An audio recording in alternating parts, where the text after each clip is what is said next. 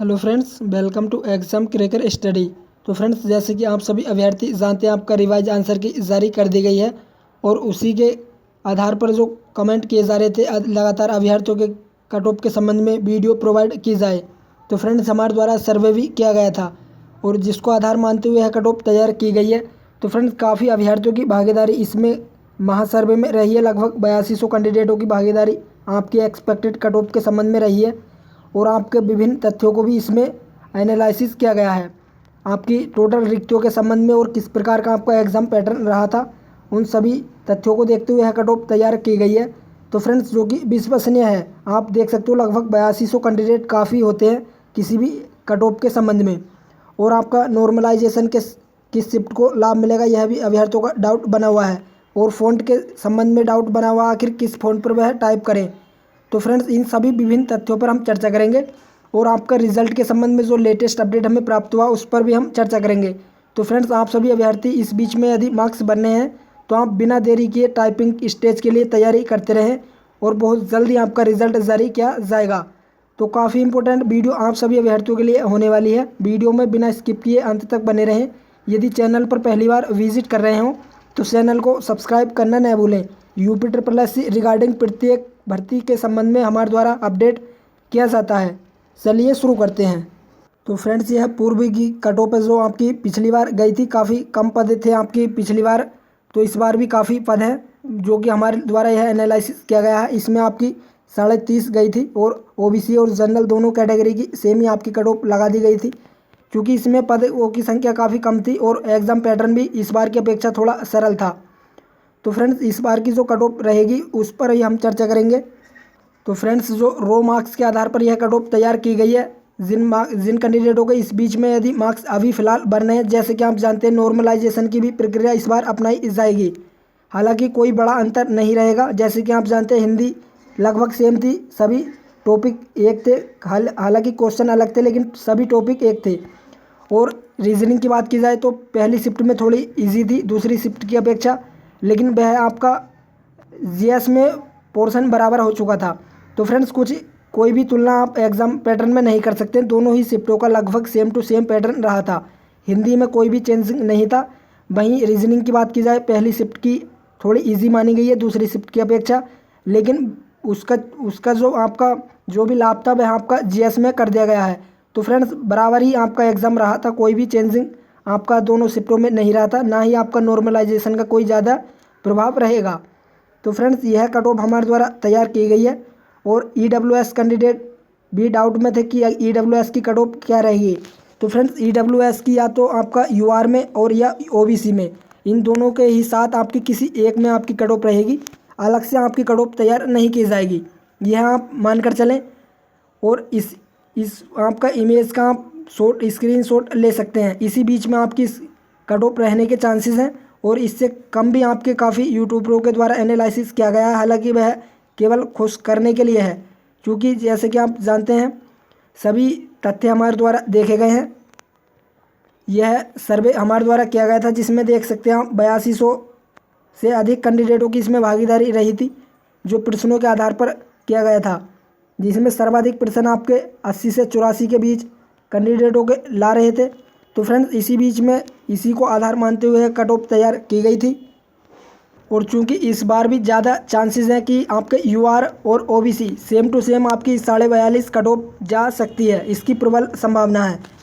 तो फ्रेंड्स, इस बीच में आपके कट ऑफ मार्क्स रहेंगे। ST SC और कैंडिडेट की बात की जाए तो आपका 40, 40.5 से 41, ST 37.5 से 39, और फीमेल कैंडिडेट की बात की जाए तो आपकी सभी कैटेगरी की एक ही रहेगी, केवल ST कैटेगरी को छोड़कर आपकी 37.5 से 38.5 के बीच आपकी कट ऑफ रहेगी।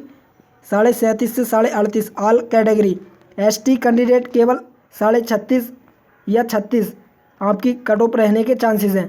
तो फ्रेंड्स, इस बीच में आपकी कट ऑफ रहेगी, जो कि विभिन्न तथ्यों पर एनालिसिस करने के बाद यह तैयार की गई है।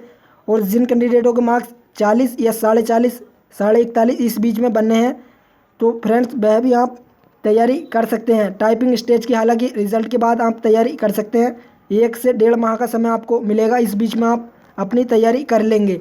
तो फ्रेंड्स, 40, 40.5 कैंडिडेट रिजल्ट के बाद अपनी टाइपिंग की तैयारी करें। लेकिन इस बीच में जिन कैंडिडेटों के मार्क्स बनने हैं वह अपनी तैयारी ज़ोरों पर करते रहें और टाइपिंग स्टेज में आपको 10 गुना कैंडिडेट बुलाए जाएंगे। और जैसे कि प्रीवियस ईयर की बात की जाए तो उसमें 12 गुना कैंडिडेट आपके बुलाए जाते थे। क्योंकि इस बार आपका इंटरव्यू को ख़त्म कर दिया गया है तो इस बार आपके 10 गुना कैंडिडेट टाइपिंग स्टेज के लिए बुलाए जाएंगे। और फ्रेंड्स, कुछ टाइपिंग के लिए आपका फ़ॉन्ट के संबंध में डाउट बना हुआ था स्टूडेंट्सों का, जिसमें हम बता दें आपको कुर्तीदेव 10 और कुर्तीदेव 11 दोनों ही फ़ॉन्ट आपके जारी रहते हैं।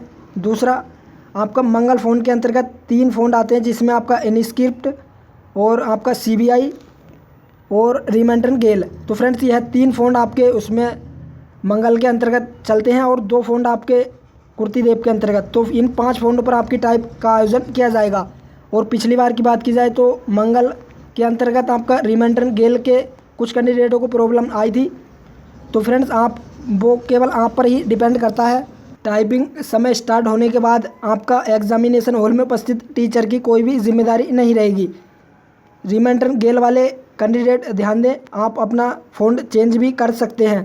प्रीवियस ईयर काफ़ी कैंडिडेटों को इस फ़ॉन्ट पर दिक्कत आई थी, हैंग आपका हो चुका था और उनकी जिम्मेदारी कोई भी बोर्ड के द्वारा नहीं ली गई।